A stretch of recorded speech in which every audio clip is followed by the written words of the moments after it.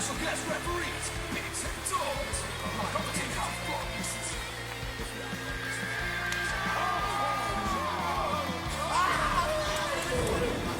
Who gets hurt from a flip-flop fight? You take a full wallop in the face, man. What's happening? Guess what's back? Another episode of The Real Wrestling Show. Dash Dog! And with The Real Wrestling Show representing The Real Wrestling Show, AEW. The Real Wrestling Fans, for the Real Wrestling Fans, doing a show for the Real Wrestling Fans, believe it or not. Believe it or not. We're blogging on mainly Dark, Dynamite, all AEW, and then we'll also come up with some news and rumours. Fuck me, the rain has just started pouring down outside. So I do apologise if you're doing a bit of interference. Huh? That 5 minutes ago. Yeah. So we're basically gonna talk Dark first, talk Dynamite second, do the news last. And just before we start, we usually put this at the end. I don't know if anybody knows or gets to the end of our blogs, but thank you to everybody that does watch, thank you to everybody that does share, and thank you to everybody that allows us to put our stuff on your pages, whether or not, you know, we'll be on it in the future or whatever, but thank you very much for doing it in the past. How's that? Yeah. That's cool, isn't it? That's cool, man. So, Cool. yeah, let's get into it then, brother. You don't mind if the ship has sailed for some of you, it's all good. Yeah, it's all good. You know, thank you for helping us, you know. And best for your future endeavours, as they say. Exactly right. But no animosity, Anyway, you know. on to Let's some get into more it. positive. Let's get it on to some darkness. Have I ever think of love? Oh, it's the wrong type of darkness, but there we go. This week we had Taz and Excalibur on commentary, and Taz was pretty good until the end, and then he just started fucking mumbling a lot, in my opinion. But there we are. First match of the evening.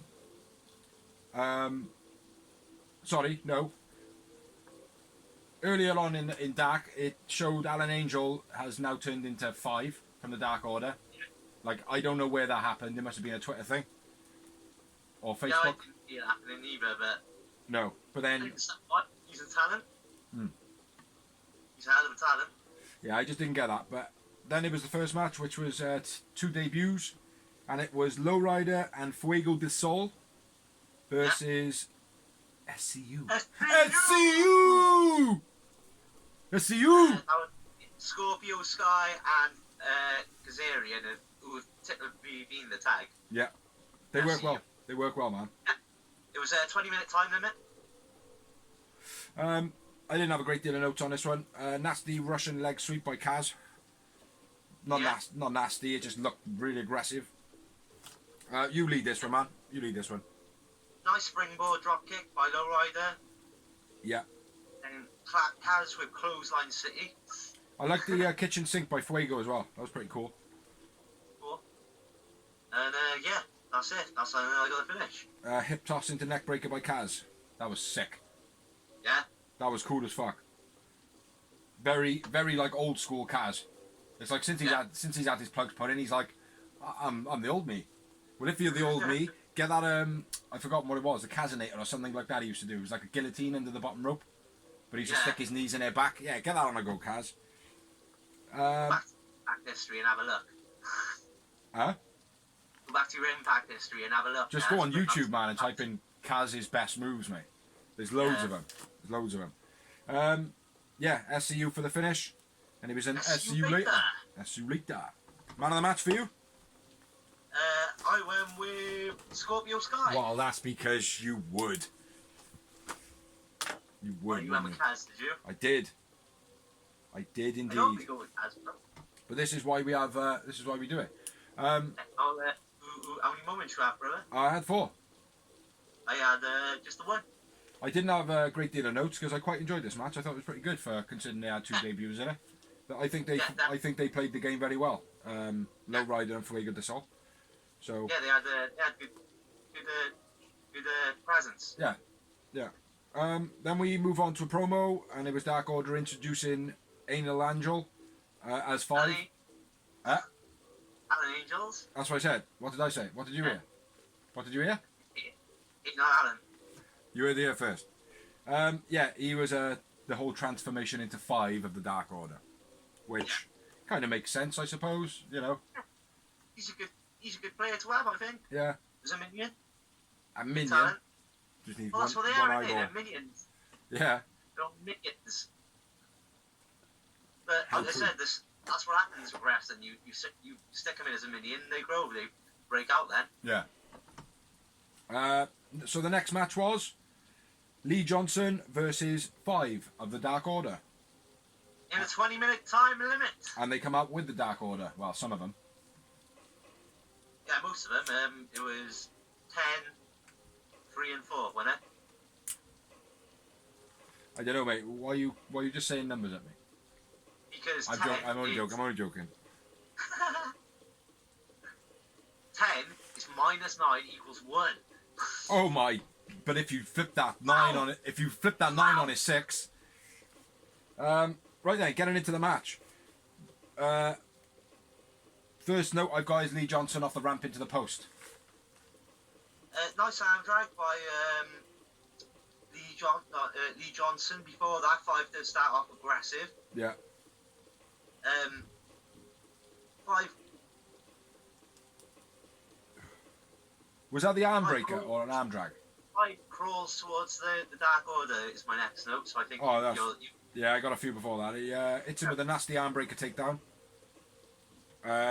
The one where they basically grab the wrist, twist it around, and then pull him down to the ground, and they bump on their shoulder. I thought that was quite nasty. Terrible drop kick. That move by Lee. That jumping and kicking down, don't like it at all. It doesn't look as though it's got any power in it. I don't even think it'd be fit for a woman, to be honest. Like, not dissing on Lee Johnson, he's good, but that move I don't think works. Nice. That move it's there to look pretty, not to do justice, like. Yeah. Nice DDT on. I've written Andrew by 5. I don't know what the fuck that is. Nice DDT on Apron by 5. Yeah. Nice. What? Nice boots with arms trapped. Like the backcracker. I can't remember what that was. Backstabber. Oh, that might have been the finish actually. Yeah. Right then. I think it was. Sorry, brother. Nice second rope spring. Well, the second rope springboard by dropkick by 5. You're on about, which you don't like. No, I didn't say that, did I? No, Lee does a move. He does like a drop kick, but then he like kind of kicks downwards. That's terrible. Sorry, nice second rope springboard dropkick by 5. I like that. He's done that before. Yeah, he does that consistently, doesn't he? Yeah. Nice. Something spine buster by 5. Guillotine to carry spine buster. Apparently. Backcracker.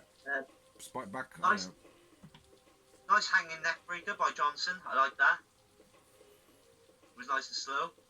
Swanton over the top rope by Johnson. Then Blue Thunder bomb in the ring. Yeah. Then the DDT on the apron by 5. Brody Lee comes down to the ring. Then 5 hits a move.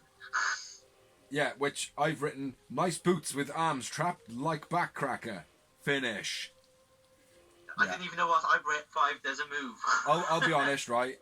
I started getting a bit bored of this match. Like it was good. There was a lot of moments in it, but then towards the end, then it was just like, oh, come on, it's going on a bit too long for who's in it. Yeah, but I did like the fact again it was 2 newbies, greenhorns going at it. Mm-hmm. 2 fresh talent for the Dark, like. Yeah, like when we had Christy James versus Killing King. Yeah. 5 wins. 5 is one of the match for me. Shit, I didn't even write one, but it's going to be 5 because I felt like Johnson, he didn't really shine that much. I had 6 moments though. Really? Yeah. I was thinking as fuck, and I had an Uno moment. There was I think a lot of this was like a couple of like points when I see and I thought, oh, that'll let the match down a bit. Do you know what I mean? They become they become moments for me. After the match, Lee Johnson has his head booted off by 10. Yeah. Pretty much. And then a flipping DDT by 3 and 4 was very sick. Yeah. That was awesome, mate. I like the Dark Order, and I think it's going well. I think everything they're doing is right. Yeah. So yeah, enjoying it. Yeah, it's good. So moving on. I'm gonna go with a 20-minute time limit. I will second you on that 20-minute time limit. And what's the answer, Bob? It's 20 minutes! Excellent. It was Sir and Brady Pierce versus Proud and Powerful, Santana and Ortiz. Yeah, man. Proud and powerful. And the proud and you gotta be powerful. And you gotta proud and you gotta be powerful. If you got any early notes in this match, go for it, because my first one is sit out powerbomb by Ortiz's beast. Nice head takedown by Ortiz in the exchange of reverses. It was just, it was quite cool the way he twisted him around, and then like as he twisted around, he kind of grabbed him with an arm over there. It was like it was all weird, man. It was cool though. Yeah, and then I'm on where you are there, mate. Set out powerbomb into boot by Santana. Yeah, that was cool. And then you had Santana moonsault to the outside. Very slow and a bit of a dodgy landing. I felt like it had loads of hang time on it. It's good though. That's the way he does it. Yeah. And cut her into double stomp by Proud and Powerful. Yeah, I wrote it as a neck breaker, but definitely. It looked like Musa misjudged that a bit. On the top. Huh? It looked like Musa misjudged it a bit. When he took the move. Maybe, yeah. Pierce and Musa on the top of the rope, swanton into both. Yeah. Oh yeah, they were on the Tree of Woe. Sorry, on the Tree of Woe. That's what that says. Yeah. Why can't I never read that? Because your writing looks like a 4-year-old's. Yeah, I know that, but I should be able to read my own 4-year-old writing, right? Yeah, but you've got eyeballs of an 86-year-old. Sure, I have actually. It's my latest screenshot. I will say one thing, right? I didn't write too many of Brady Pierce's moves or anything like that, but I've written Brady Pierce is pretty decent. Yeah, I liked him. Got a good presence about him. Yeah. Like. And Moose did as well. Moose has been good in the past as well, so. For me though, he comes across. I don't know, like Darby. He's like a Darby Allin. He's very slight like Darby Allin, but Darby Allin's got like a massive fucking presence around him that makes him so much bigger. Musa doesn't have that at the moment, so he just looks like a bit too small for the game. Even Marco Stunt has got that big presence around him. Do you know what I mean? Yeah. Sweeper. Yeah, for the finish. It was Musa landing on Pierce. They done it. Oh yeah. Yeah. Yeah, it was pretty decent. Obviously, Proud and Powerful win. I went with Santana, man of my match. I went with Ortiz. I thought Ortiz was slightly better. And I had 2 moments. Snap, crackle and pop. Then we had a promo, and it was QT with Dustin and Brandy. And then Ali's there as well. Dustin basically says, we think you should get rid of Ali. Says that in the next match, Ali won't be ringside. Yeah. What do you think? Yeah. Do you think she'll be? Big event. She also made them t-shirts. Brandy's was the size of a quilt. Oh no, sorry, my bad. That promo was from the Dynamite show. Yeah, it is. Yeah. In this one, sorry, go on. She makes some t-shirts. And basically she's trying to steal the show. Yeah. Basically. Funny though. Funny. Yeah, it's good. Ali thinks QT should go into singles. Yeah. I think it's a good angle. Another 20-minute time limit. I think it's a good angle though. Pete. And... No, I have to stop you there. Pete the Pineapple. Okay. Pete the Pineapple Pick a Pepper. And Anthony Katina. Debut. Butcher and Blade. Yeah, Anthony Katina's debut. I thought he was alright actually. Yeah. And Butcher and Blade didn't have no bunny. Yeah, we pointed that out last week, didn't we? Yeah. Butcher and Blade dominating from the off. Yeah. I'm liking their double headbutts at the moment. Their double team headbutts. Yeah. I think that's pretty cool, man. What the fuck? Oh, Pineapple Pete. He slaps, I think it's Blade. Yeah, he slaps Blade, and then tells him that's all he's got. I thought that was pretty funny, like, but I think it took a lot away from Pineapple Pete. Yeah. You know, it made him look so weak after all that promo last couple of weeks, and just one little line has just put him so far down. I feel, you know, my opinion. Don't have to take it as law. What's that? You, like a rock the book of tea. Yeah. Who hell are you? Except for he said, "Who am I?" Yeah. I've lost where my notes are. Yeah. Sick angle slam type suplex by Blade. Yeah. That was very cool. I like that.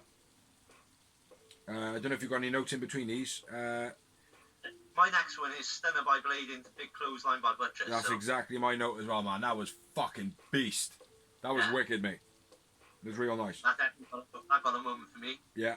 And then Butcher running power slam. That was cool as well. Yeah. See, the power slam is a move that's done often, but it always has been. But when it looks beast, yeah, it's awesome. Like Braun Strowman, that type thing, like. Yeah. Yeah. It makes a big noise. That's why. Yeah. And then I got a Butcher and a Blade double team. Finish. Yeah. Yeah, same as me. Not suplex into a backstabber, kind of. Yeah. Which is a finish. I don't know what the name of it is. I didn't catch the name. No, I didn't catch the name either. I've written finish. Yeah, I don't know if I like it. It's like, it's cool. It is cool and it's kind of unique, but it looks sloppy. Twice now I've seen it and it looks sloppy. For me, right, it's like the warm up to the 3D. You know, they used to do the back dash drop. Yeah. It's like that move. It's not quite the finishing. It's the we got the longest 2 count move. It's something that looks kind of impactful, but not really. Finisher. Yeah, not finisher. Yeah, yeah. Like, because it's cool. It's good to see, but it's I think you hit the nail on the head there, mate. If I was treating a character, it would be the favourite move, not the finish move. Yeah. Yeah. I think. Definitely. I agree with you, I think, mate. So Butcher and the Blade win. I'll say this now. After the match, they were shouting off at the camera at FTR. So we can just move on in. Who was your man of the match? I went with Butcher, bro. I went with the Blade.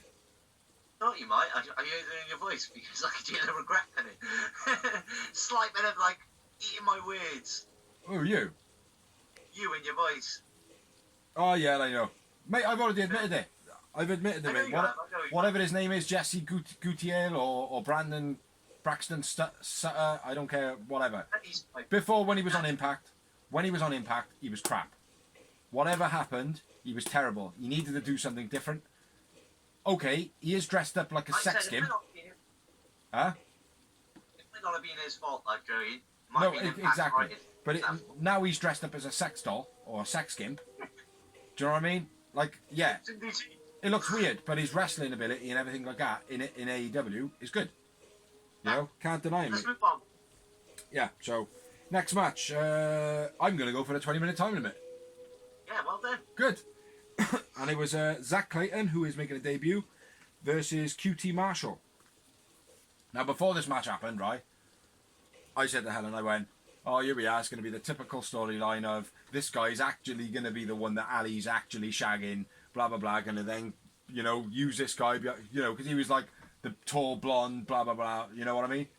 I just thought, oh, yeah, it's going to be a gimmick they're going to chuck in here, like, do you know what I mean? And then when he went halfway through the match, when he was like telling Ali just get out the way and whatever, like, and she was just sat there, I thought, oh, that's going to be, that's it, like, that's the catalyst, do you know what I mean? But I don't know, maybe I seen into it a bit too much, because it didn't happen. No, it did. Ali... They were making a news, and they were against the Natural Nightmares, Dustin, and QT, and they were accompanied by Brandy and Ali, who went straight on the commentary. What? Where's Rhodes? What'd you say? Rhodes is not fighting. Is he? No. No, it's Zach Clayton versus QT. And he's with Ali. Accompanied. Ah. He's with Ali, Brandy and Rhodes. And Rhodes and Brandy have got the massive T-shirts on that Ali made, Yeah. and they were huge. On the commentary. Huh? And Ali goes straight on the commentary. Yeah. I thought it was quite funny. Them T-shirts, so thought they were very funny. So it was the size of a quilt on Brandy, wasn't it? Oh, it was massive, aye. I haven't got. Like those typical things where you cut like holes in a potato sack. Yeah. Yeah. Black bag for a round of golf. Yeah. Yeah, I haven't got a great deal of notes on this one. Clothesline up. Go on, then you go. So I'll go for it. Go for it, bro. Go for it. QT clotheslines Clayton out of the ring. Yeah, that's my first note. QT goes to springboard dropkick on the ramp. We gets countered. Yeah. Ali runs off commentary at this point. Ali over to help QT. Oh. Mr. QT, don't you get it? It stands for QT. Mm-hmm. QT, nice springboard enziguri kick. Yeah, that's Nice the. power by Clayton. Was that's the Triple H style knee? No, sorry, my bad. Go on. Nice power slam by Clayton. That was beast. Yeah. And then I'm at the point where Brandy gets knocked off the apron. So. Nice Triple H style knee drop from Clayton as well. Yeah. Very, very much reminded me of Triple H. Springboard kick to QT. Nice power slam by Zach. QT hits. QT hits. QT hits. What? Oh, Brandy off the ring. Yeah. Sorry. There was another note that I got somewhere else where someone got booted in the nose. Yeah, Brandy. What? Fucking hell, you go on about BMI for you. I know, mate. Fuck me. I know. There's a lot of dead air. Oh no. Brandy gets knocked off the apron. Yeah. Ali faints in it at the same time, saying she's got a broken nail. Broken QT nail. dives up ring and pays more attention to Ali. Then, This is why I haven't got notes, because of all this shit. Nice cut of finish by QT. but the guy goes to go and do something. Benny stops him. And then QT hits the QT tether. QT wins. And I've gone with Zach Clayton, my man of the match. Me too. And my last note was too much drama in that match. And I had one moment. Yeah, I had one moment as well. I had one moment too. 2-1, 1-1, 2, 1-2, 2-1. I've worked out my vocabulary. So, moving on. We had a 20-minute time limit, and it was Sonny Kiss versus Christopher Daniels. SCU! And, yeah, Christopher Daniels looked out of sorts in this match. I felt. A little bit. His demeanour was a lot different from what he normally is, like. But I think that was to show off his frustration to show Sonny Kiss, like. Yeah. Yeah, exactly. Like everybody who got in the ring with Goldust back in the day. Yeah. Do you know what I mean? Not to be mistaken for Goldberg. Everyone who got in the ring with Goldberg and now got brain damage and stuff.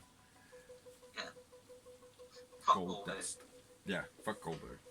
That's career bastard. Nice takedown off the top rope by Sonny Kiss. Nice takedown off the top rope by Sonny Kiss, my first note. Yeah, top rope split out, leg arm drag was beast. Mm. And you had the Garanji suplex by Exploder. Nice Exploder suplex by CD. Yeah, that was sick, man. Yeah, he was a bit frustrated before that anyway. He was showing his frustration in the match before that as well. Yeah. Sonny was thrown hard into the corner twice. They were quite beast. Yeah. Textbook suplex by CD. As it always is. He always steps into it so perfectly. Mm-hmm. Christopher Daniels. Yeah. That was cool. The way he rolled into it. The way he was rolling into it, like, yeah, that was very nice. But eventually, Sonny Kiss gets a rope break. Yeah. Then Daniels, the standing rock bottom. Yeah. I love that. I think I wrote that somewhere. Yeah, go on. Second rope Hurricanrana by Kiss. That was beast. I've written something here. I've written commentary phase. Don't know what the hell that is. Laugh out loud. No You have to idea. use that pause button, bro, so you can read your writing properly. Oh mate, it's terrible. CD mod stomping. I don't know if you said that. The screaming at Aubrey, get out of my face, from Christopher Daniels. A little bit out of sorts from him there as well. Nice over the top rope split pin by Sonny Kiss. Yeah. Which always looks like it hurt. Sonny goes for the splits drop off the corner. And then nice hand of Karana by Sonny Kiss. Nice finish. Which was the Angel's Wings. What? Angel's Wings. Yeah. And then Daniel's win. Daniel's man of the match for me. acting a bit of a twat, CD was in our match, fair play. Sonny Kiss I went for. Fair enough. And how many moments do you have? Just the win. Just the one. I had 3 in that one. Fucking hell, I was generous this I'm week. pretty stingy this week, I'm not gonna lie. I looked back at my notes and I was like, I was a bit of a bastard this week, but... It depends what mood you're in, innit? That's how it works, man. Yeah, I was pissed off. You know, the moments are more for our notes for something that we'll end up doing later on. Like, the man of the match, though, we've already acquired how we've got man of the month already, like, do you know what I mean? Which we still haven't announced. Have we not? No, because we didn't do it, we forgot. Oh, we'll have to try and remember this week. Next match didn't catch the time limit, but I'm going to say 20 minutes. Yeah, it was 20 minutes. And it was Brandon Cutler, Peter Avalon versus Marco and Luchasaurus, Jax, Jurassic Express. They were also accompanied by Aliva Bates, that is Peter Avalon and Brandon Cutler. And Jungle Boy, Jax. Like, this was a pretty decent match, I felt. Yeah, they always have it with Peter Avalon and Brandon and Luke Jackson in it. Yeah. You know, have a good match, so... And I also felt, I haven't said it yet, but I also felt the Dark was very much built up to be more of a story told show. Definitely was this week. Yeah. I was disappointed that it was an hour, they didn't say it was a super show, but it was, wasn't it? It was another hour and 25 minutes. Yeah, it's an hour and 25 minutes is too long for me, to be honest. Yeah. It's like... I think the hour and 10 minutes is the most they should do. Mm-hmm. I think a 45-minute show would be ample, man. I think an hour show would be perfect. Yeah. For the 10 minutes, just to give it that little, if they need to, that little storytelling, like you mean. Yeah. And here's us saying about time limits, and hours are going to like 3-hour shows, talking about a show that only lasts for 2 hours. Jesus. Yeah, so go on in, get into it, brother. 2 secs. Nice how Peter Avalon come out of the bad guy, and Brandon Cutler come out of the good guy tunnels. Yeah, I thought that was cool. Reminded me of Impact. Mm-hmm. Back in the day. Yeah, I like that. Yeah. Avalon goes for springboard move, but Luchasaurus cuts him off, ripcord, chops him down. Yeah. Yeah. Back to front slam by Lucha, that was beastie. The what? The back to front slam. I don't know what that is. Nor do I, because I've written it down, I can't remember. I don't even know where it is in my notes. The wheelbarrow suplex was beast by Luchasaurus. Oh yeah, man. That was very cool. Yeah. I don't know. And then the around the wheel DDT by Marco Stunt was beast. Yeah. Middle rope Hurricanrana, beast.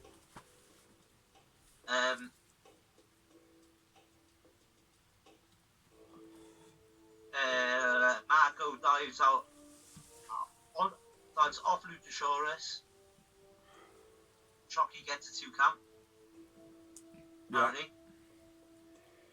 I don't even know where you are, man, in my notes. 3 DDT by Avalon, that was sick. Yeah. Avalon, top rope sunset flip was sick. Cutler, springboard elbow drop, gets a 2. Yeah. Sick flipping bulldog off the top rope by Marco. Okay. I'm pretty much at the finish then, bro, so... Go for it, brother. Fucking hell, you were drunk when you watched it, bro. Double choke slam No, you and signature standing moonsault on Aberlin. Jax win. Luchasaurus man of the match. Yeah, Brandon cut the man of the match for me, and I had 4 moments. Yeah. 3 yowie wowie moments. Yeah, are we? What are we? Yeah, that was good. Good analogy of that match there, Dawes. You said a couple of moves, and I was like, I don't even know where the fuck I am. So what's the point? So, Cage came out to the commentary with Taz, where Taz proceeded to basically suck his dick. Yeah. Pretty much. Am I right to say? Yeah. Yeah. Yeah, it did my head in a little bit. Taz going on and on and on and on Yeah, but and on. at the same time, I got it. Yeah, That's what he has to do. That's the part of the character. Yeah, it's part of the gimmick. I get that, like, you know, but still, he just went on and on and on and on. I like the way he never really dissed Mox though during it. Mm-hmm. Yeah, he was paying tribute to him every time. He was Yeah. like, I respect Mox. Yeah, he did good commentary, but he was just popping Cage in every other fucking word, man. Yeah, but that's what he was supposed to do. Bro. Yeah, it was shit. It did my head in. Well, my opinion is it was fucking shit. Anyway, it was Robert Anthony versus John Moxley in a 20-minute time limit. Yeah, and it was the main event didn't even. And it almost went for 20 minutes as well. I know. Fucking hell, man! It was a long main event. I don't think it did Moxley any favours, did it? Taking that, like, and Taz pointed that out, like, do you know what I mean? Yeah. As well. Why? It didn't do him any favours, because he didn't maul him at all, like, did he, really? No, he kept on kicking out, didn't he? It was good, though. It was a good match. You know, it did, again, I started fading out a little bit towards the end, like. Nice back and forth, with good counters to start off. Sorry, bro, if you were going to say something again. No, crack on, man, because I had all the last match. Mox used the headlock takedown quite a few times. I thought that was, it suits Mox using that. Yeah. Mox obviously settling and calming the match down with the headlocks. Anthony goes for the dive. Mox, what the fuck? Anthony goes for the dive. Mox pulls in, dives out. What? Oh yeah, Anthony goes for the dive on the outside. Moxley rolls in, and then he dives out himself. Yeah. Pretty cool. You got any notes in between this? See that by Mox to the outside is what you're on about? Say again. Yeah, yeah. Second ropes by Mox. Yeah. Then a BC Dragon Leg screw by Mox. I like that. Yeah, that was cool, man. Then perfect. Yeah. And then the shoulder catch suplex by Mox was beast. Let's say that again. Shoulder catch suplex. Oh yeah. I wrote it as something else, but yeah, it was very cool. That was. Crack on there, bro. Mox going for the knee. Yeah, basically trying to work on his knee. Some unique leg holds by Mox. Didn't know what some of them were, but he was tying them in knots. Yeah. Moxley's suplex. Fucking loves it. The way he picks them up and then just chucks. Yeah, just chucks them away like wicked, mate. It's hard to describe it because if you say throwaway suplex, you think suplex, let him go at height. Do you know what I mean? I call it the vertical throwaway suplex because it's vertical and then you throw them away. I don't even think they get a chance to go vertical. They literally just rotate like a fucking tumble dryer. Yeah. Just call it the tumble dryer. Or the tumble dyer. Yeah, that was very cool though, man. Mox figure 4 around the post. Taking a leaf out of... Bret Hart, Cody Rhodes. And the female Gail Kim. Yeah. Juice out a lot. But it didn't sell very well for me. Because Robert Anthony was going, "Get him off me, Rev! Get him off me! Tell him to get off!" And he's holding his foot clearly the whole time. Do you know what I mean? Like, and it's like it was made too big for what that move is. You know? Yeah, it was. Yeah. You know, when the person who is receiving the move has to hold their foot to make the move work, and then screaming, "Get him off me!" It's a bit. Come on. You know, yeah. you can forgive the grabbing the foot, like, but to emphasise it, not so much. Yeah. Roundhouse suplex from Mox was sick, which I felt that was very cool, very different. Anthony was too fast into the turnbuckle when Mox does like the leapfrog, and he catches his foot. Did you notice that? Yeah. He booked him in the nose. Did he kick him in the nose? Yeah. Yeah. I got Rob was tied up or tied Moxie up in a surfboard, and then smashed him down on the mat. That was pretty unique. Yeah. They were calling it something else. I thought it was a surfboard. I think you said it was something different the other day. No, I said it's a surfboard, bro. I got exactly the same. Yeah, but when he like releases the one foot and kicks him down, I thought that was cool. And again, that's very Gail Kim. She was like the eat the feet type moves, like. Yeah. Yeah, and then what you said, then Mox caught him in the nose when he ran a bit too close, and he like caught him like that. He ran too fast. Yeah, and he just booted him right in the nose. Surprised he didn't. He carried on like nothing happened. I'm surprised he didn't Cody Rhodes though. Do you know what I mean? And just have blood everywhere. You know, the fact that he did proper catch the tip of his nose. Yeah. You know? But hey ho, Death Valley Driver from. Nice TV. It looked like they bumped heads though. It looked like his head slammed into Moxley's head. But yeah, it was very cool. Very cool. Right, I didn't like the Mox waiting for the powerbomb. No, it was so weird. Yeah, he just stood there like, and it's kind of like I'm glad that he reversed it. Waiting for it, and then he went, "Oh shit, I've been waiting too long." Yeah, and then he reversed it. He did, like. Yeah, it was crap. It totally took away a lot from the match. No, the move was actually sick. When the move was performed, it was dope. Yeah. But the timing of it was, again, if it was like a Ray Phoenix, it would have been completely different. Well, I think it was Rob Anthony's fault, not Moxley's. That's what I'm saying. Yeah. If it was Ray Phoenix against Moxley, that would have been boom, lad. Yeah, it would have been, if he's not looking, that's his own fault, like. Yeah. Then I got the finish of the match, which was a Texas Cloverleaf by Mox. Yeah. Which is a beastly submission move. I've always liked it, and I think it suits Mox. Yeah. Sick match. Yeah. Yeah, Mox man of the match. quite a few bumps. I went with Robert Anthony, man of the match. I've lost my pen. I had 3 yowie wowie moments. I had 5. Well, that's Dark done with. Moving on to Dynamite. Dynamite! It was good. It was a good show. Yeah. That was a good show, like. Not as many promos as last week. Show started off, recap of last week, basically all stuff that happened on the last show, which you've all seen. And then it was a rundown of what to come, which you don't need to know because we're going to talk about it now. And then we had a promo which was Jericho comes out with Floyd onto commentary and said that he's been holding the fort. That man right there. A little bit of the bubbly. A little bit of AEW is Jericho. Yeah, he goes on to the commentary, basically says that he's been holding the fort since everybody left in the quarantine and stuff like that, selfishly. So, then we had the first match of the evening, which was the debut of FTR. Follow the rules. Follow the rules. Fish in the river. Find the rover. Forever. The Rebellions.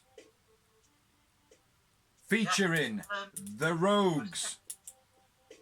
I could go on. It was a 20-minute time limit. FTR versus Butcher and Blade. Flabbergasted Tank Rhino. There's many. What? Flabbergasted Tank Rhino. Awesome. Move on. Let's move on. Yeah, so it was Butcher and the Blade versus FTR, which is the Fallopian Tube Wranglers. I don't fucking know. It could be anything. It doesn't stand for anything at the moment. It's just FTR. Yeah. Fuck the revival. Yeah, fuck the revival. Fuck Vince. Yeah. FTR's truck entrance is very cool. Better than all the other truck entrances that have happened recently. I don't know. Britt Baker's is still number 1 for me. I don't know, man. I think this would be cool as a thing to happen all the time. But yeah. And then the match started. Nice test of strength between Dax and Blade, I felt, to start the match. Yeah. Nice pins by Dax, very clinical. One grabbing the tight, so showing that, you know, expedience is not just being, holy shit. Lift it up. I can't see what's on the bottom underneath fuck Vince. Exclamation marks. Ah. Yeah, fuck Vince. what he said. Yeah. Grab the tights in one of the pins, showing that they've got the knowledge, and it's not just the case you have to be a bad guy to know how to wrestle. Do you know what I mean? Horseman gimmick. Yeah. Ninth Northern Lights by Dax. Yeah, Beastie. That was my next one. Cash Wheeler hits a Beastie dropkick. I got other stuff before he gets in. And then Payne's injury, goes for a pin and gets a 2. Yeah, I've lost my notes now. God damn it. Yep, go on, carry on. A Beastie Power Slam by Cash. Ah, there we are. Yeah. Go on then, bro, before you lose yourself. Lose yourself in the music. The moment you own it, you better never let it go. One shot, not the chance to blow. Yeah. Yeah. Shady Records, baby. I've lost my fucking shit, man. Road Dog style punches by Dax. That was Beastie. Butch Cassidy's crossbody. That was sick. To Cash. That was fucking heavy as fuck. Butcher and a Blade choking Cash on the ropes. Playing the bad guys as they are. Nice double headbutts. Again, liking that move by him. Even though this one looked a bit dodgy. They were like a little bit out of sync. It was more headbangers than headbutting. Cash catching. I can't remember who he caught. It must have been Blade. But he caught him in a body slam when he jumped off the ropes, caught him in a body slam and just very smoothly put him down, man. That was cool as fuck. Yeah. Swinging neck breaker by Dax, then a brain buster. That was beast. Yeah. That was taking Butcher down, wasn't it? That dragon leg twist he did. The dragon leg takedown he did. Looked like Butcher's knee fucking buckled, man. Did you notice it? Yeah. Yeah. Looked heavy, man. As well, actually. He got up and seemed alright though. Yeah, that's what I'm saying. That's when it looks like that's when it's done well, actually. Yeah. Yeah, exactly. Big brain buster by Dax. That was very cool. Double rope DDT from the FTR, which is Randy Orton style. I thought that suited them.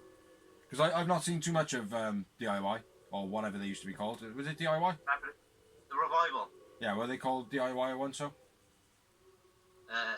No, that was who they were fighting, which was Tommaso Ciampa and Johnny Gargano. That's right, yeah. I don't know too much about them though. Superplex, elbow drop from FTR. Yeah. That was cool. Even though Cash looked as though he came a little bit short on the dive, but managed just to stretch his arm like 4 feet. Do you know what I mean? Yeah. He wasn't that far off, but he knew like he fucked up and he made up for it. Like, yeah, he kind of wiggled his arms like he'd row in the water, like, you know what I mean? But yeah, that was very cool. I like that. They really impressed me, man. I gotta be fair, really impressed me. It was a beast debut. Oh, mate, it was. Shut the people's mouths up that said we shouldn't sign him. Like, I think definitely. The double team by. I've always been a fan of them. I thought they were great in WWE. They were just mismanaged. Yeah, like I said, I've seen a little bit of them, but not a great deal. But I know they've got a presence. You know, they certainly command. They command eyes. They've got a presence, bro. And like I said to you, being a fan of the network, I've seen like back in before they were a name, like they were the ones backstage. Like we were talking about that dropkick thing with Santina Marella. Not Marella, Santanta or something. Santana. Might be, I don't know. He's a WWE guy, right? And we were watching, you were like, I thought that dropkick was perfect, and they were ragging it out. Sabatelli? Yeah, that's it. Yeah. I can't remember. They had worked back then with Triple H, like, talking about it. Yeah. That's how much they came to the business, like, I mean. They're like Alexa Bliss, she was there backstage, learning from day one, like a proper old school fan, Yeah. They had to kick him out there. Center, for the Bucks to be picking up on them, do you know what I mean? Like, as well, you know. Like I said, they remind me they're a very much old school tag team. Yeah. And I know that's what they look like. That's what they look like. Back to the match. Double team by Butcher and Blade swinging. It was like a swinging rock bottom. An assisted swinging rock bottom. That was very, very powerful. Butcher threw him like that, didn't he? Blade. And then the other one fought into the rock bottom. Yeah, Blade threw him into Butcher. Yeah. Yeah, that was very sick. Very impactful. Yeah. Goodnight Express by Butcher and Blade. No, by FTR. Yeah. Very cool. Yeah. Very cool. I'm glad he didn't finish the match though. Yeah, Butcher I fucked thought up. he was going to, but I'm glad he didn't. I think Butcher fucked that up though. He did a little bit, but FTR made up for it. I think. Yeah. And then I got the finish. Yeah. Which, to be honest... Yeah, all top rope spike pile driver. Yeah, it is old school, man. It just looked a bit weak. You know? I didn't mind it because of the move before. It was so good. Yeah. Maybe. But certainly a brilliant debut. They really impressed me. Great signing. Like I said, for anyone who's got like, well, we've all got access to the network now. If you can watch like, what did I say? That the reality show. I've said it a few times on the blog. So if you watch it, yeah, blog, you know what I'm talking about, and you'll see that they are proper. They have been backstage pioneers for NXT from day one. Like, yeah. I mean, and NXT has grown into. They seem to be pioneers for the love of wrestling. Mm-hmm. Do you know what I mean? Like, they appreciate the art of what wrestling used to be. That's what I'm saying. Yeah. And if you watch like the network and this program I'm talking about, you'll see that. Yeah, There's that. So who was your man of the match? FTR win. FDR win, and I went to Dax man of the match. Me too, man. Yeah, I think he stood out massively. Yeah. He's the little bold one. And I had 6 moments. Oh, wowie, maui, maui, wowie. I had 3 Maui moments. 3 moments. Yeah, it was good though. After the match, Tony Schiavone gets into the ring with FTR, and then the Bucks come out, saying they should formally introduce themselves. Blah blah blah. We've been carrying wrestling on our backs for the last 15 years. Yeah. And then obviously held out their hand, said blah blah blah. I thought that was pretty cool. Butcher then attacks the Bucks from behind. Kip and Havoc join in. Kip Sabian and Jimmy Havoc. Then Hangman and Omega come out. No, sorry. FTR, protect the Bucks from the Butcher and Blade. Then Kip and Havoc come out. Then Hangman and Omega come out. And Omega just rocks up with a drink again. Like, as he is. Wearing a woman's shirt by the look of it. Yeah, but it was good though. I liked it. Well, the shirt or the bit? Great start to the show. Great match. Great think that's the debut shirt. for FTR. Yeah. Like I said, I think it shut people's mouths up that thought they shouldn't be signed. Yeah. For me. And I wasn't one of the haters. Like I said, I've been a fan. Like, I think they should have been signed. Like, because they're a great tag team. And I think people are not realising they're a great wrestling mind to have backstage. Yeah. They got a passion, that's why. That's what I'm saying. AEW seems to be getting wrestlers that have still got that hunger and that want to This is contribute what I'm to saying. wrestling. This is the difference between AEW and TNA and WCW, where they just sign people for the sake of having names. Yeah. They're not signing people for the sake of their name. They're signing people that wanna compete with WWE. Yeah. They're not coming for, like, the problem was with Impact WCW. They went for retirement. Yeah. No, they're good, man. They really did impress me. They really they stood out. There was a lot of moves they did. There was just storytelling in the match and after the match. You know, the angle where they're protecting the Bucks to fuck the Bucks up is very clever. Do you know what I mean? Like? Yeah. But yeah, it's good. So moving on. After the match, we had. Dasher interviewed backstage with Nightmare Family and Ali. Couldn't think of her first name. I got Gonzalez. You got Dasher. Dasher Gonzalez. Yeah. Ali and Brandy both looked smoking. Spoiled area. What? This is the interview Big C spoiled area where Dustin Rhodes says, "You're not going to be there next week, Ali." She will not be at ringside, QT.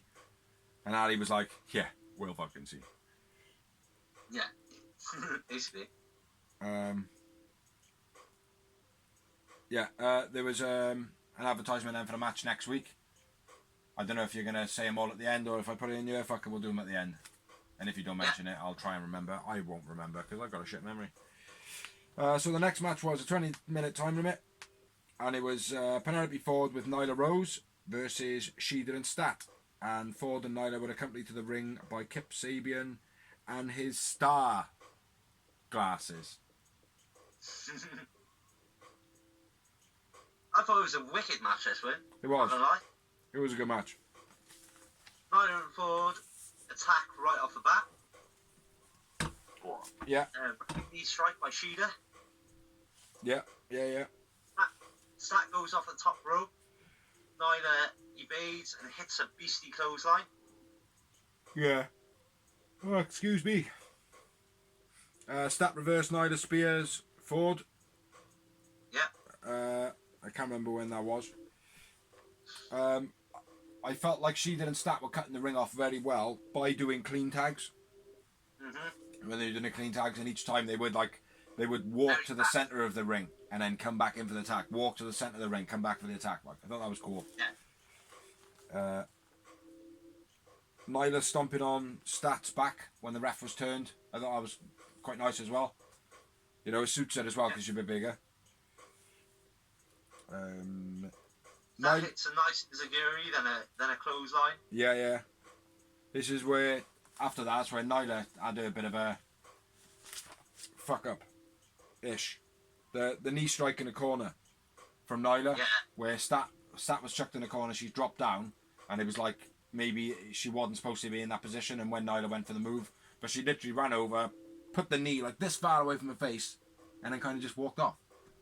It just looked wrong, like it looked like what the fuck, you know? Looked like a warning rather than a hit, like. Yeah, it was just it was a bit weird.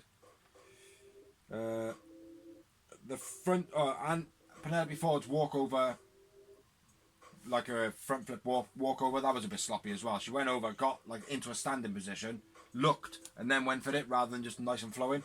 Wasn't a big issue, but it stood out, you know. It was like a glitch in the Matrix. Like a freeze on FIFA. Yeah, kind of. Nice bulldog to Stat by Nyla. That was nice. Yeah. Nice top rope missile drop kick into vertical suplex by Shida. That was beast. Yeah.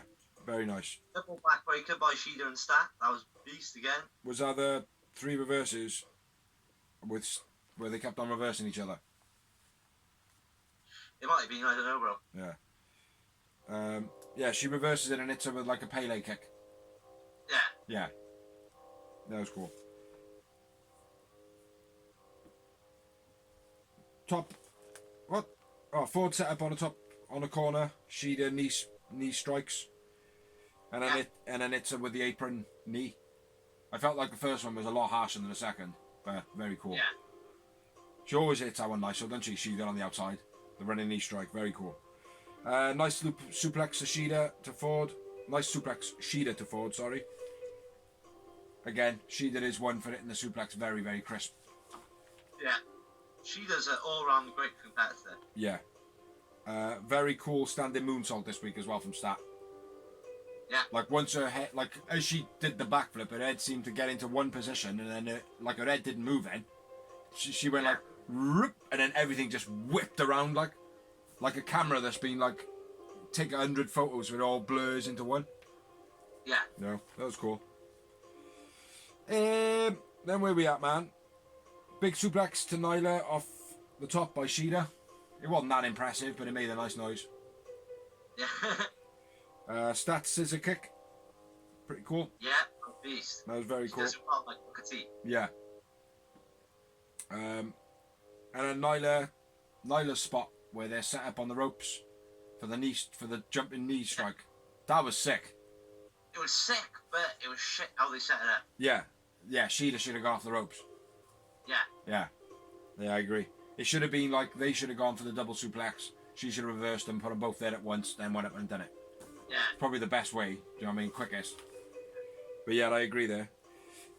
Yeah, I didn't actually think she was going to. I thought as soon as when Stat was put on the ropes and She'd put her arm around Stat, I thought, oh, she's going to lift it up now, out the way of it, you know? Exactly. But then, They were both going to move out the way. Yeah, but then obviously... Either would help there, like, and then, yeah, we would win, like, or whatever, but it didn't happen, but... Yeah. That shows how I don't know whether that's just being articulate, well-known wrestling fans, or... I don't know. I thought that's what was coming. You know, I thought that's what was coming. They were going to move out the way. It didn't happen. That's what I like about AEW. Yeah, exactly. You know? So... Penelope Ford's ADT was beast. It looked slow Oh, yeah. as fuck, which I really liked. It looked like poetry in motion. Yeah. Steel phrase. Yeah, it was very cool. Oh, excuse me, man. I'm tired. Ooh. Falcon Arrow by Shida was kicked out by Ford. Ford kicked out of it. Which Shida looked a bit shocked at that. Yeah. And then, I got the whole drama at the end then. Ford hit Shida with the belt. Ford hit Shida with the belt.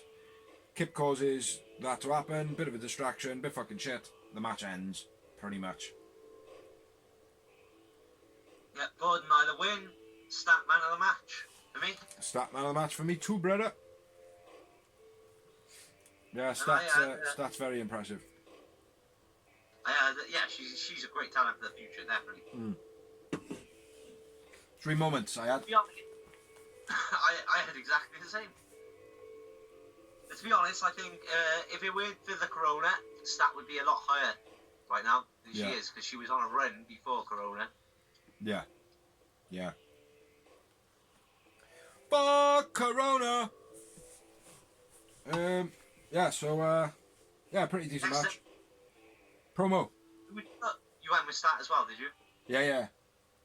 Yeah, Statlander. Next up, we had Darby Allin and Tony Hawk promo. Yeah, very, very cool. Yeah, very cool. Because New York is a legend.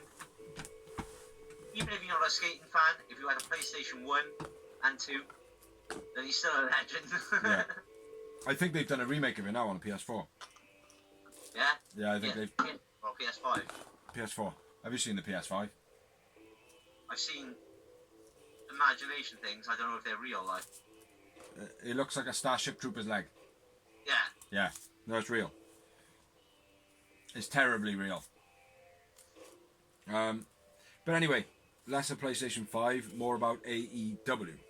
Yeah, Darby Allin was on basically trying to do what he did on Double or Nothing, when he was up on the top ladder and he was basically trying to land a skateboard from off the top of a ladder onto a off-ramp, essentially.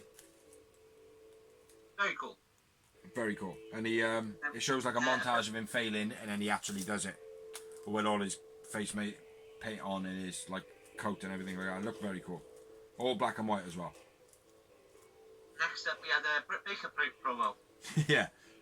Which is basically pretty much a remix of the promos we've already seen, but still cool and funny. Yeah, very short. Very short, this one. Yeah, and then we had a 20-minute time limit. It was a 6-man tag. And it was Santana, Ortiz, and Hager. Jack Hager, which is the Inner Circle. Jake Hager. Best Friends and Orange Cassidy. Orange gets the shit kicked out of him, Midi. Fucking hell. So, Inner Circle attack straight away. Yeah, I'm gonna say. Take out Orange Cassidy. Yeah, he's chucked up onto the ramp. And Hager looks very pleased with himself. Beastie pump kick by Santana. I got my side German suplex by Trent first, I think. Go on. Back-to-back suplex by Trent. That'll be the one. And then Trent. Defeat Dragon combo by Best Friends. Yeah, that was nice. Do that well every time, mate. It's a beast. That could be their finisher. If Strong Zero wasn't their finisher, Strong Zero is a beastie finisher anyway. Yeah. If that wasn't their finisher, then this should be their finisher. It's that good. Best Friends throw spear on the outside, where they throw him into the spear. Oh, I can't stop yawning. Jesus. Yeah, Chucky T reverses and then chucks him into Trent, and Trent hits a spear. Yeah, very Edge-esque. I thought. Read that style. Yeah. Hager hits nice Hager bomb. By that I mean the Vader bomb. Yeah. The Hager Bomb. Yeah, Jericho's like, they should call it the Hager Bomb. Yeah, and I'm gonna because he's doing it well enough. Yeah. But that was beast. Normally I diss him. Normally I'm like nah, but this one was sick. Yeah, it was, man. Nice snap suplex by Ortiz. He does them well. Tornado DDT by Trent on Ortiz. He does that well every week. He does it every week, but it's sick every time. Yeah. Very Rey Mysterio style. Who? Sorry, no. Trent. And he does the Tornado DDT. Oh yeah. Off. Yeah. Yeah. Cool. Orange big kick Hager at this point. This is when he does the whole orange casting in it. Oh yeah, comes in the ring, starts his bit. Want to take over from you, bro? I've written orange is on fire. Yeah, orange on fire, double hurricanrana, big dive out the ring. Orange goes for the splash, but is caught by Hager, who slams him with body slam. I think, didn't he? Yeah. Then Hager clotheslines Trent, and his arm gets caught up in the ring as he goes over. It looks like his arm gets a bit trapped. You got anything? Got any more? Yeah, man. Write it out, man. Say it. Say that shit. Double surrounded by Cassidy on Problem Powerful. Suicide dive to the outside by Cassidy. Beast TDT by Cassidy as well now. Yeah. That was fast, fair play. Yeah. Beast spinning spinebuster by Hager.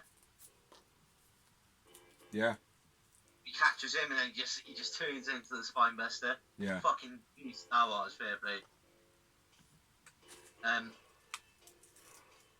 And then best friends counter the street sweeper. Cassidy hits the pin. Yeah, Santana pushed off top, orange freshly squeezed on Ortiz. Very cool pin, man. Yeah, it was a good match, but I felt like it was a bit too busy. I felt like Orange Cassidy wasn't using definite. No, he wasn't, but I think that needed to happen because they use him all the time. Like, I mean, why not show off Trent and? To me, like he's like that MJF. He's that craving. Like you need more. Yeah, he is, but you can't do it every week, man. You gotta highlight other people, whilst having him there. Like, I mean, whilst people have got their eyes on him, they're pushing these other two guys, making them go what? Yeah, best friends are getting enough. I don't think Chucky T, man, is doing himself enough justice. I love the best friends. I think they're sick. They are good, mate, but Trent can be on his own, Orange can be on his own. I don't feel like Chucky T could as much as the other two. He can, but not as much as the other two, you know. But anyway, who's your man of the match? I went with JK that bro. I went with Trent. I went with Trent. I went with I felt he had a big presence. Yep, I went with the same. After the match, do you want to get into that? Yeah, in a circle attack, Jericho runs down with Floyd and clears house. Yeah. Jericho, that is. A little bit of the bubbly.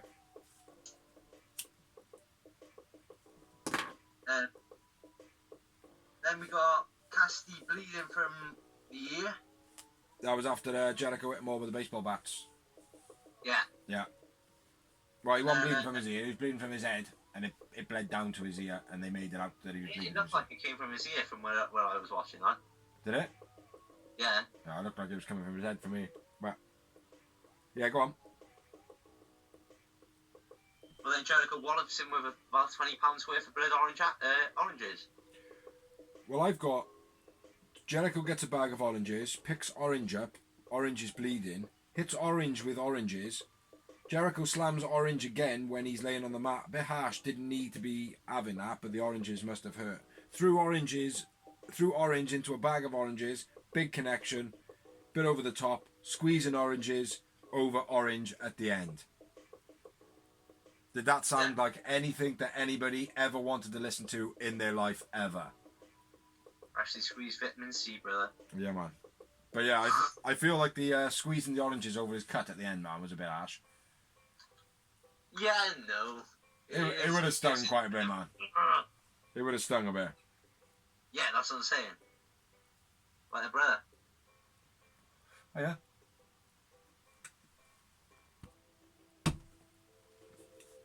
Then we had a promo, which was Fighter Fest, showing Mox and Cage, just hyping them up, which is on, I think it's the 1st and the 8th, I believe.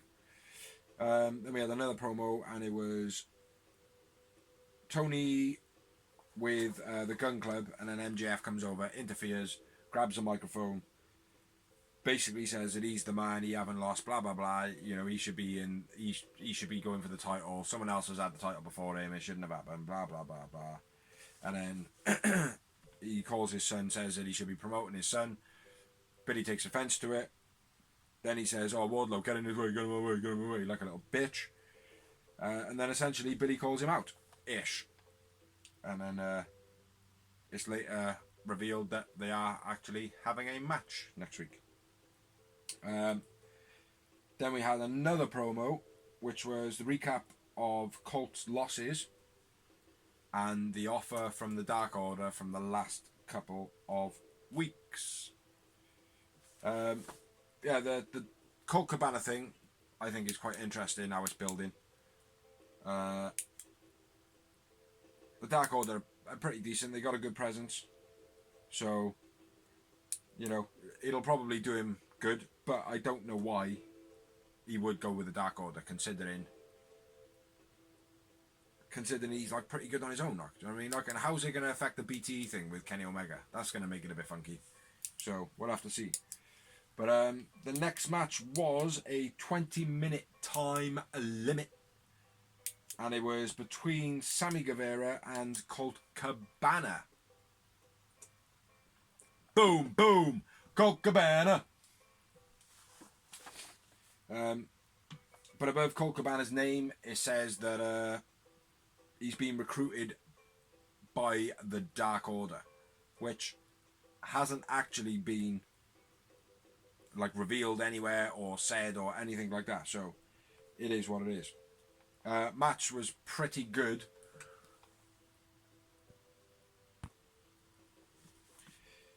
Yeah, so Sammy GV's Colt Cabana. Above Colt Cabana's name, it says that he should be recruited to the Dark Order. He's been recruited by the Dark Order. Yeah. Match starts out with some middle finger salutes, back and forth between. 3-minute time limit. I said that. I had that in there, man. I got it in there while you were taking a leak. Cabana shoves Sammy's scooter off the ramp. Yeah, and he starts having a bit of a fit and starts kissing and shit. Don't know what that was about. Good though, funny. Cabana, nice head scissor takeover into an arm drag. That was beast. Yeah, it was. Colt. Colt grabbing Sammy's fingers and like manipulating it to swear at himself. Fuck Vince. He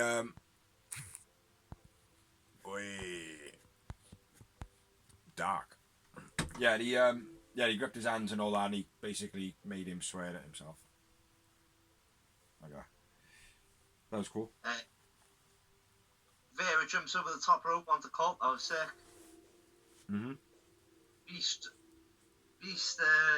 Looked a bit stiff, that did, though. Say that again. Got kicked by Sammy. Yeah. Sammy being cocky. Rope running, Colt. Oh yeah, when he was being cocky and he was running the ropes, and then Colt reversed him into a pin. Yeah. Thought that was quite swift. Nice by Colt. There's a beastie elbow on that. Oh yeah. Elbow. We're done. Yeah, is that the other one where Sammy folds? Yeah. We just go. Yeah. Folds half like. Yeah. He sells like big popping moves. You know, whether it be just a strong elbow or a DDT or something like that. You know what I mean? He sells them so well. He just crumples. He makes it worth it. Like, he makes it like that was just a simple elbow, but it was yeah. It's one of them, like. Now this next note I've got, I'm gonna call it the boom boom splash. Yeah. Because he obviously goes for the splash but doesn't, lands on his feet and then goes for the splash. So I'm going to call it the Boom Boom Splash. Even though it's going to be now probably called something like as the Shat Order or something like that. Yeah, that was cool. It's funny. Colt Moonsault, very nice. But Sammy goes for a springboard, but Colt attacks. Hits into the guardrail, probably throws into the moonsault. Yeah. Oh, you got the same thing, yeah. And I got the finish of the match, which is Go to Hospital. Yeah. GTH by Sammy Guevara, which is basically a fireman's lift into... No, it's a torture rack into a reverse... To reverse torture rack into a go to sleep. Yeah, I suppose, yeah. Alright, man. Don't have to fucking simplify it for all these, like, dumbasses. Me. Who's your man of the match? Boom, boom. Colt Cabana. Who? Yeah. Mine's Colt Cabana.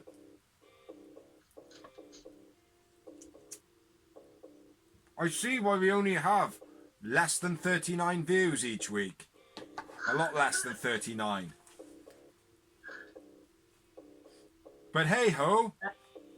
Cabana man of the match, 3 moments. We got there in the end. How many moments? 3. Yeah. Yeah, me too, man. After the match, Evil Uno and Stu Grayson come out with the Dark Order. With the Dark Order. And then Brody Lee comes out and helps up Colt and then fucks off. Yeah, basically. And then Colt follows him down the heel ramp. Then, this was a bit weird because you had the Dark Order come out and then you had the next bit, which was Matt Hardy coming out going about how he respects Sammy. Well, Sammy started mouthing off first. That's the picture. He started mouthing off first, saying how he's the best and all that. And Matt Hardy comes out and he says, "Yeah, I believe you're the best." And then basically betrays all his egos one after the other. Yeah. And then ends up being Damascus. Yeah. Yeah. I thought it was a bit of a weak promo, that one. By Matt Hardy. Yes and no. I just felt like it was just so much of a mismatch. If you didn't know what you were watching, you wouldn't understand what was going on. Yeah. You know? So, but, you know, it was entertaining-ish. Matt Hardy tells him he needs to get away from Jericho. Yeah. And then does too much deleting. Yeah. At the end. I'm assuming those two are going to fight each other at Fighter Fest. Probably. More than likely, yeah. Then we move on to a promo, which was Joey chilling at a bar. This was a cool promo, this was. I liked this promo. This was very, very good.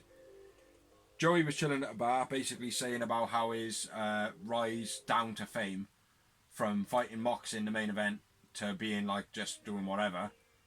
Yeah. It's like kind of got him down, blah, blah, blah. And then he goes off, he leaves the bar, goes off for a walk. Still in a promo. And then, like, Sonny Kiss just rocks up in his promo. Like, it didn't feel like the promo was set. Like, it was like they made it out that Sonny Kiss just kind of pulled up and was like, oh, what's going on? Like, and then it just cut into a different promo. And then it just fucked off, like, do you know what I mean? That's what I felt like it. I thought it was very cool. Continued. Yeah, to be continued. Like, I thought it was very, very cool. But, yeah, to be continued next week. Yeah. And then we had a backstage interview binder with Colt Cabana going into Brody Lee. / Brody Lee's room. Mm-hmm. And then we're moving on to next week's matches. I will leave you there. Don't start the main event without me. So moving on to next week's matches, we have MJF with Wardlow versus Billy with Austin Gunn. We have Kenny Omega and Hangman Page versus the Natural Nightmares for the for the tag team titles, the AEW tag team titles. We have a TNT title match next week. We also have Best Friends with Orange Cassidy versus the Sex Gods, Chris Jericho and Sammy Guevara, with the Fighter Fest #1 tag team title championships on the line. Then we have Super Bad Death Squad with Penelope Ford versus the Young Bucks in a tag team match. Super Bad being Jimmy Havoc and Kip Sabian. Well, Super Bad Death Squad is their new name. Then we have Alex Marvez interview with John Moxley. John Moxley is pissed off. You finished? Huh? I've moved into, and we have Alex Marvez backstage interview with John Moxley, and he's pissed off. That's where I ended it. Carry on, man. Carry on. I'm back in the room. Oh, I got bad stomach, man. Basically, John Moxley is pissed off with Taz running his mouth. And then Taz bumps up, and he's pissed off too. And John Moxley running his mouth. Brian Cage comes storming from the back. Who's pissed off From too? behind. Pissed off too. Yeah. Smashes John Moxley with a weak ass spine buster on the car. Yeah. Weak as fuck. And then someone chucked something through the window, or a bar, or whatever it was, metal bar. John Moxley That was a terrible tries to spot. make- The whole thing was a bit of a terrible spot, to be honest. Yeah, it was a whole shit bag until like Taz was like, "That's it, we're done," and Brian Cage was like, "No, if I'm done, this will be a shit promo." Then picked him up and throws him into the back of the car. Yeah. That was at least decent. Which is what he needed to do, because last week, Yeah. when Taz was like, watch what you wish for, Mox. And then Brian Cage did nothing. This week he's going, don't do anything. And then Brian Cage is like, okay. Yeah. Brian Cage destroyed. Yeah, chucks him through the window, through the back of the car. Yeah. So, yeah, it was alright. Next promo, which was the All About Cody show, recap and hype for Mark Quinn. Yeah. Basically building up to the match that's going to happen tonight. Mark Which Quinn. is the main I forgot about that. Completely forgot about event of the evening. Yeah. Yeah. Private Party come down to the ring. Mark Quinn has got music that is new, Yeah, new music. which I believe was him. I'm not sure if it was, but it sounded kind of like him. A little bit. I could be wrong though. Matt Hardy comes out as well. Yeah. Give a bit of encouragement. Yeah. Then they What? leave. They're not around. Yeah. They don't stay around the ring. Yeah. I believe this is a 60-minute time limit. It is supposed to be a 60-minute time limit, but I don't think there's 60 minutes left. No, on of course. TV. There never is. TV remaining time in. Okay. TV time remaining. Yeah, there was Mark Quinn from Private Party versus Cody, who is Cody Rhodes, for the TNT title. Yeah. Big match feel from Cody. You know, he always makes it look a bit grander than what it is. Yeah. Big elbow exchanged. Cody trying to make Mark Quinn look good when they were clobbering each other, and Mark Quinn hit him with nothing unique. It was just an elbow strike, and Cody like kind of stumbled back a bit, too over the top again, big match style. You know, Yeah. but I didn't feel like it needed to be there. You know. Nice leg scissor takedown by Cody, slowing the match down. I don't know why. It was quite early on in the match. He slowed the match down like something exciting had happened. Yeah. You know, like when things get a bit too fast and they're like, right, well, okay, we'll slow it down here. It just seemed like an inappropriate time to do it.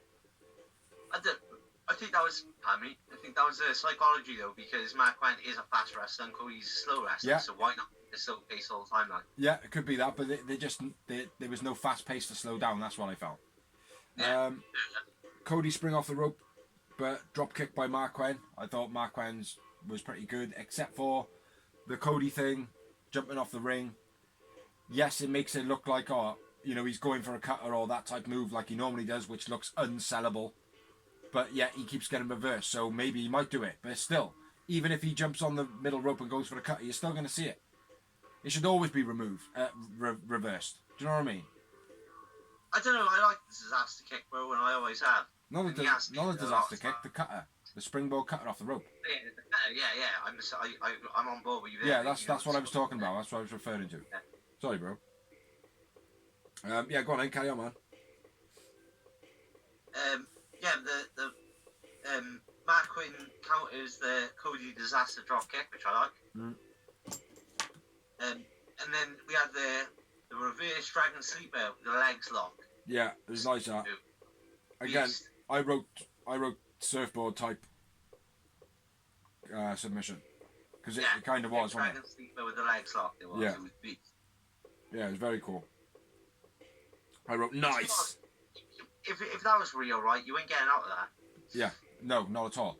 You wouldn't be able to, unless you No, maybe yeah. rock back and forth, Yeah. and then you'd be able to Even release. then, like, if someone wanted to kill you, they just snap it. Like they, Yeah. Just grip it and lean backwards, like. Yeah. Cody stamping on the Achilles of Mark Quinn when he goes Yeah. to get up. He actually, it looks like he catches the back of his ankle, which could be a pretty bad place to stamp. Cody posing like a heel. Yeah, there's been rumours about this, him slightly like turning heel recently. Yeah, he has been for weeks, mate. Mark Quinn falls off the top with a feigning his leg injury.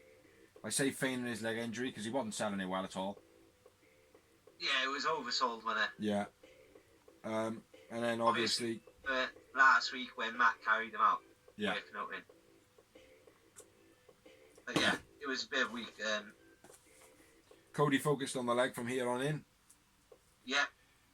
Cool backflip splash from Mark Quinn, but it was a backflip, but he had the forward momentum.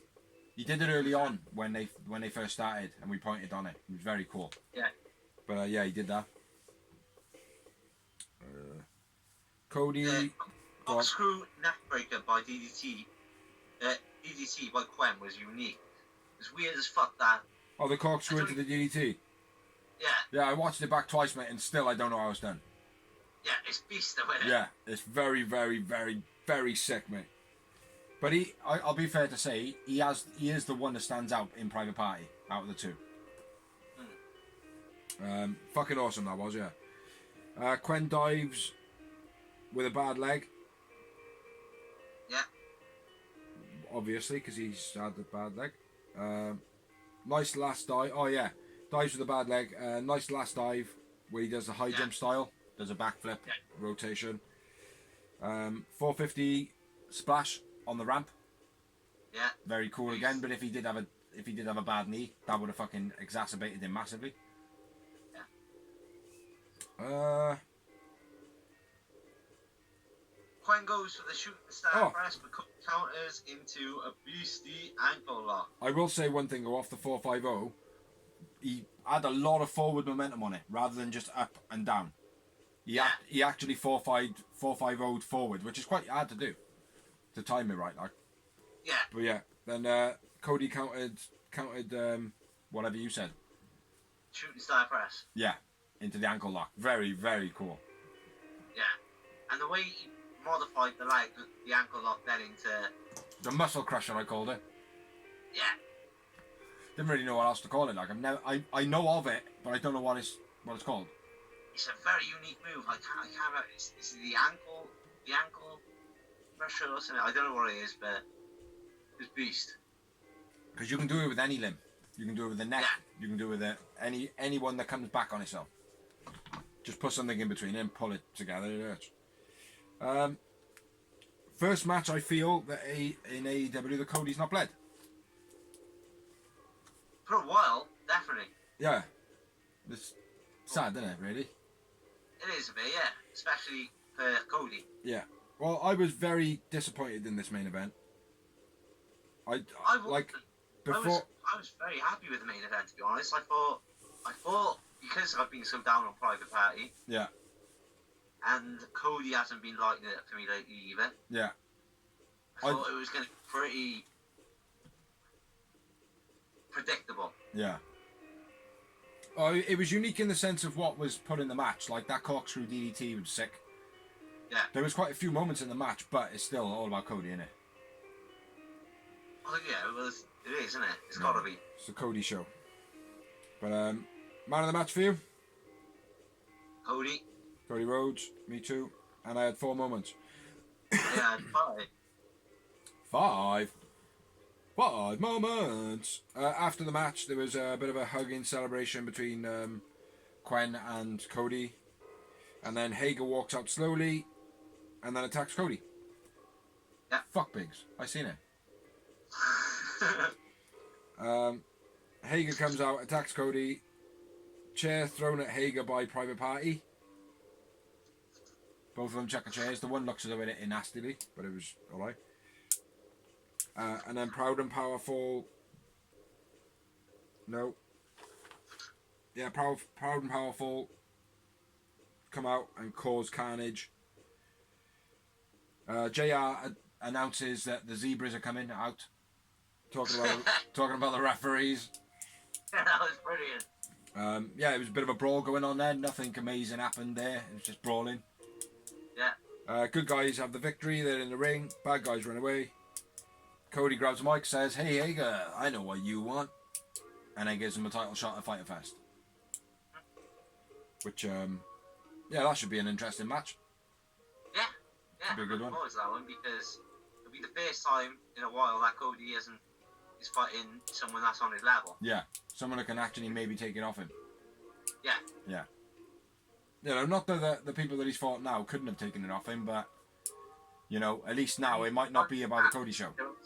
That's level, I mean. Yeah. It's in the same power, superpower, the same draw, the same. He's not a young buck, basically. Same history as well. Like they were wrestling in the other company for a long time, like Fuck Vince. Yeah. Not even for that. But yeah, that's the end of Dynamite. Does that say Fuck Vince or Fuck Biggs? Oh, it says Fuck Vince. Yeah, that's the end of Dynamite. What would you rate it? Or what would you rate both shows? I'm going to go a bit down this week and say a 6. I'm going to give it a 7. This week I thought it had... I thought Dynamite picked it up a little bit. Dark wasn't too bad. That's why I think Dark let it down a bit. It did let it down a little bit, but it wasn't too bad. You know, the fact that it had a bit of more storytelling and stuff like that. So moving on, we are finishing off with El Nuzo and El Rumours. Yep, we pick up news from wherever we can. We don't really rely too much on Facebook because there's a lot of hearsay on Facebook. It does have a lot of shit spouted on it, to be honest. It's just pretty useful, but at the same time it is pretty shat spatting. So we pick it off, you know. Yeah. Lots of main news sites. You can find any of them on just typing in Google. Respect to all those people, and a lot of it comes from Twitter as well. First bit of news that I've got: WWE put a cease and desist order to Bar Wrestling for a match that had Brian Cage and somebody that I can't quite remember their name, so I shall research it. But basically, WWE have put in a thing saying, "Oh, you can't advertise this, blah blah blah, because you've got a wrestler. You're advertising a wrestler that is our wrestler, and you can't advertise WWE." But the actual advertisement had nothing to do with WWE at all. It was a match that happened quite a while ago, and they actually won the cease and desist, which I think is fucking disgusting. Yeah, ridiculous, taken away from independent promotions. Again. And I don't understand it either. It's just disgusting. Your young buck fighting Brian Cage, one of the AEW's top guys. Exactly. Makes so sad. Yeah. But my Google's being a twat at the moment, so I can't actually find out who it is. But some of you might have seen the news already. I'll leave it there, see if it works. Next bit of news is another cease and desist from that mighty twatting company, Fuck Vince. Is they put another cease and desist against Billy Gunn. You know Billy Gunn, yeah, the one that's part of D-Generation X. Yeah, part of the New Age Outlaws. The New Age Outlaws. Triple H's friend. Road Dogg's mate. Billy Gunn. Yeah. The badass Billy Gunn. Yeah. Do you know what I'm talking about? The one that was missing from the promo on NXT TakeOver the other day. Yeah. Mr. Ass. Yeah. Billy Gunn. Yeah, Billy Gunn. His son, Austin Gunn. Yeah. Yeah. They've tried to stop him from using his last name. And they've succeeded. So Yes, from now on, we're going to have to call him. We're going to have to refer to him as Billy Gunn. Billy Gunn. and Austin Gunn. No. AEW will. We will call him Billy Gunn. Because fuck Vince. Yeah, pretty poor. Again. Pretty poor. Taylor Wilde possibly coming out of retirement for a match in Impact Wrestling. ShopAEW.com. But I don't know how much truth is in that, whether that is happening or not. But That is she's dropped hints on Twitter, but yeah. watch this space or something like that. She put up.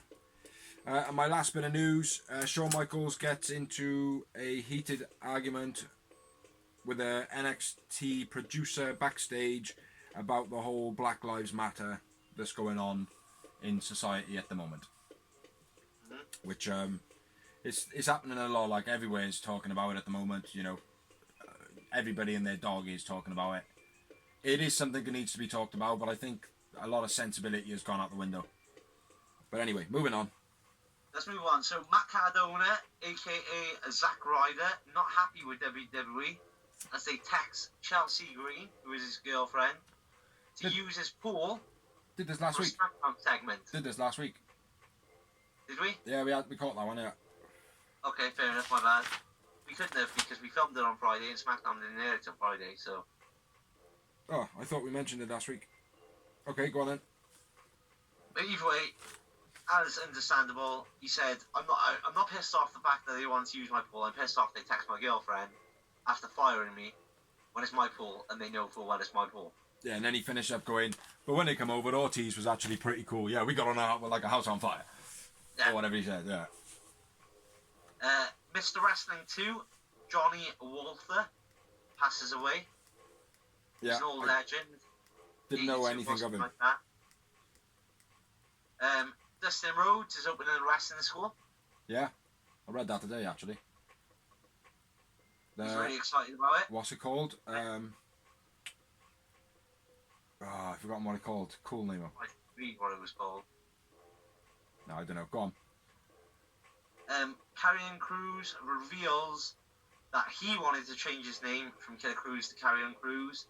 Is based on a character that transports the living souls to the land of the dead souls. Well, carry on itself is actually a meaning to do with souls and stuff like that. I can't remember exactly what it is, but Mythological character, basically. yeah. But apparently that was his choice and not WWE's. Okay. Jericho wants AEW or Japan to work with Martha Hart to honour Owen Hart. Yeah.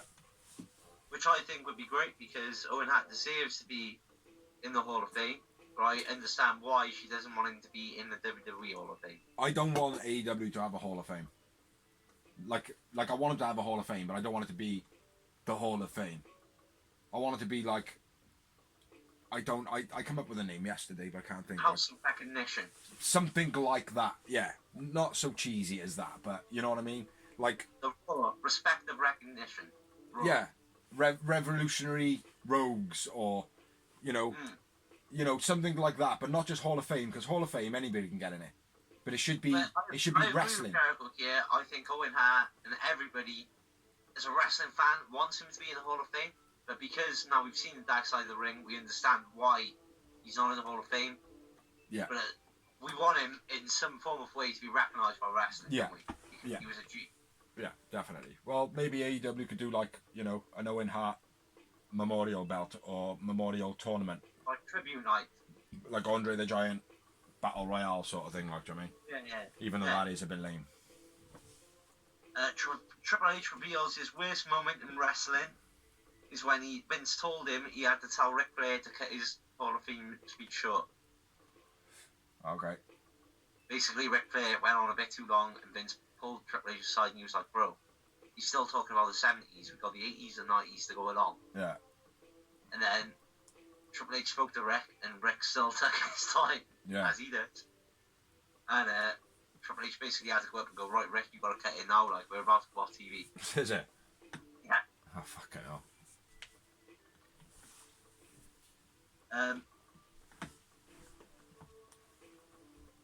Vince McMahon, Brock Lesnar, and Goldberg upset with Matt Riddle's tweets, and Matt Riddle basically says, "I don't give a fuck." Yeah, I read that. I like Matt Riddle. Bro. He'd be another cool one for AEW, bro. I don't think he will, though, mate. I think Vince knows he's got a gem there, like, I mean. Yeah. Because otherwise he would have been on the release list already. For the shit he's caused, like. Yeah. Oh, he has, mate. There is a gem in Matt Riddle. He's got real life. You got real life to him. That's what I'm saying. He's proper connectable. Jinder Mahal's had recent knee surgery, so he's going to be out for a long time. Yeah, I read that today as well. Bullet Club is responsible for the success of AEW and NXT, says Luke Gallows. I wouldn't disagree with him. Well, I would and I wouldn't. Like, the buzz that they created, which was like a mini Attitude Era. Right, that sounded like, no, he didn't say he is the reason. No, I know. But what he's saying is the Bullet Club. Part of that. It's the hype. Yeah. It's the hype. The hype the Bullet Club created. It created a mini Attitude Era. And then that economy then split between both of them. It created an NWO because it was between Japan, ROH, and whatever else. It is a little bit true. There is some truth to it, yeah. He basically said it didn't just it kick-started independent wrestling for a start. Yeah. And if it wasn't for the I agree with him, mate. I think because let's put it this way: if it weren't for the Bullet Club, the Young Bucks, Kenny Omega, all them, the Elite wouldn't have had the exposure they did. Yeah. Yeah. So, but anyway, next one is Booker T thinks Anthem and Impact will be become big players and start making moves again. Yeah, I read that as well, but I forgot to note it down. Yeah, I read that. I think he's right because he said obviously whereas WWE have been releasing talents, they've been re-signing their talents, as in Sue Young. Yeah. All their centerpieces they've re-signed. Yeah. And now all these new people, EC3. Yeah. Is he gone back there now? We don't know. Ah. But there's lots of rumours, there's lots of hints, and Anthem ain't shy on the money apparently either. Yeah. What Buckett's saying. He said from what he said, Anthem are willing to offer some big contracts, and the AEW will have to compete for those contracts. Like it will be. Let's hope that that's a big ruse, and that EC3 has already decided he wants to go to AEW. Like. I wouldn't mind him doing a short stint in Impact and then going to AEW. Like. Yeah. But anyway, back onto Impact. Virtual Basement, which is a video game. It's an independent video game, so they've got ROH, New Japan. Oh, you mean Video Game Maker? Yeah, they're a video game. No, it's actual video game maker. They've got this independent video game in the making. It's already been made. They've had ROH talent on it. They've got New Japan, all independent talents on it. Yeah. Except for WWE and AEW. Impact's roster was on it. That's cool. Until recently, they've completely pulled it. Oh, they? Impact have completely pulled the whole roster from it, which a lot of people are rumouring that Impact is setting up for a new game. Be good. Because otherwise, why would they pull the roster from it? Maybe they won. Maybe they don't see any money in it. Like, do you know what I mean? Everything's about money these days. Like, do you know what I mean? Yeah, maybe, but why? Well, if you can do that, why would you agree to let them all be on there and then have it all done? Advertisement. To say, nah, actually, we changed our minds. Advertisement. Free advertisement. We did it. I suppose. You know? Paul Heyman removed from creative on Raw. Completely. That's like furlong stuff, though, isn't it? Nope, he's been told to focus on his main character, Paul Heyman, the TV character. Oh, is it? And Bruce Pritchard is taking control of SmackDown and Raw now. Oh dear. Well, yeah. Do you know what? Unpopular opinion. My favourite shows lately have been in order: AEW, number 2, SmackDown, Yeah. and Raw has been the bottom. And what? Raw. Raw has been my least likable show, lad. Yeah, but wasn't Heyman doing Raw and SmackDown? No, Heyman was just doing Raw. Oh, is he? Yeah, so this is okay. what I'm saying. Unpopular opinion. Maybe it's the right move because, like I said, Bruce Pritchard, SmackDown's been, for me, rocking. The only thing that's been bad is the Jeff Hardy storyline. Yeah. But even that's been intriguing, whether Yeah. you like it or not. Yeah, it got people talking about it. What else you got? AEW beat NXT in the ratings again. Only by about $3,000 this time, though. Yeah, 3,000, and it's about half the original ratings they were getting originally. What? But one of it's due to Corona. Yeah. And then this is fucking ridiculous. The fans start a petition for WWE to not put titles on Charlotte Flair anymore. Yeah, I see now. Why would you do that? Charlotte Flair, no disrespect to anyone. For me, is the best wrestler, female-wise, in the world. No matter anyone. Yeah, but they gotta stop sticking belts on her, though. It's like she's not a fucking trophy cabinet. Yeah, well, You know? if she's the best. Yeah, but no. Look at Man United. If you're the best, you're the best. Yeah, There's no no. one else better. Yeah, but it doesn't work like that in wrestling, does it? There's sometimes. No. For me, Charlotte Flair is the measuring stick, mate. She is the... I'm not denying it, but measuring sticks don't always need a title on it. You know what I mean? A measuring stick, to really be a measuring stick, doesn't need a title at all. Two things, right? Number one, right? There's no need in starting a petition about her, is there? No, there isn't. Not at all. And number two, what are you going to do, right? If you start a petition, what are you going to do to Vince? Vince is going to go, Yeah, whatever. okay, so you don't want me to put the title on Charlotte. Now the Charlotte's going to be forever on Charlotte. Yeah. He's gonna go, he's gonna Don't do want a... me to push Roman Reigns. It's going to be forever Roman Reigns. He's gonna do the Don't Cody want me to ears push and go, John Cena. did they say fuck I will Vince? continuously pull John Cena. Yeah. Yeah. No, I don't want her to have a belt again. Like, I think it is... I don't watch it anymore, so I don't give a shit, like, do you know what I mean? But I know from what people are talking about that she had too many when I was watching. But, any more news? That is it, my homo. That is... What you call me, a homo? Opium. Fucking bastard. Fucking bastard. Asshole scumbag. You wait until I see you in face, lover. Yeah, that's the end of Dark, that's the end of Dynamite, that's the end of the news. We haven't really got much more for you. Rumours. And news and rumours. Yeah, some of this bullshit we made up just to spread rumours. No, only joking. Only joking. Yeah, that's everything we got this week. So thank you for watching. Should we say thank you to people to share our page? And Yeah, we should. we should, you know, anybody that has shared our page, shared our blogs, and received our blogs onto their pages and allowed it to be shared to your fans, thank you very much. For those that do not want us anymore to be on their pages, that's not a problem. Thank you still very, very much. Because at the end of the day, you have pushed our product to a, you know, to a couple more eyes. So we thank you very much. And we also hope that, you know, all your future endeavours go absolutely brilliantly, like, and hope your pages build brilliantly. So, yeah.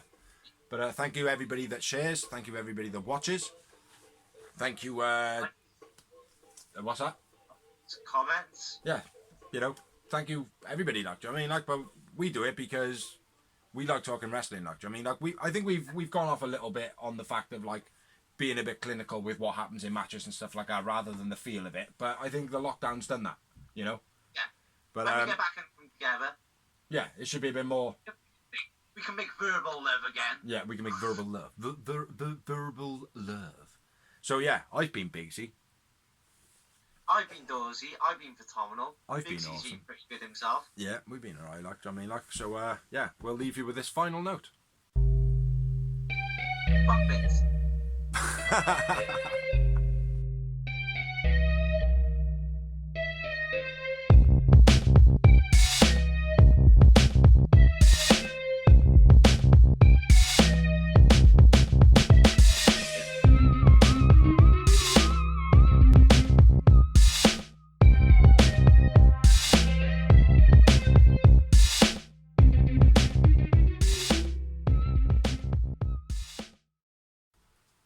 them say, ah. Make them say, ah. Make them say, ah.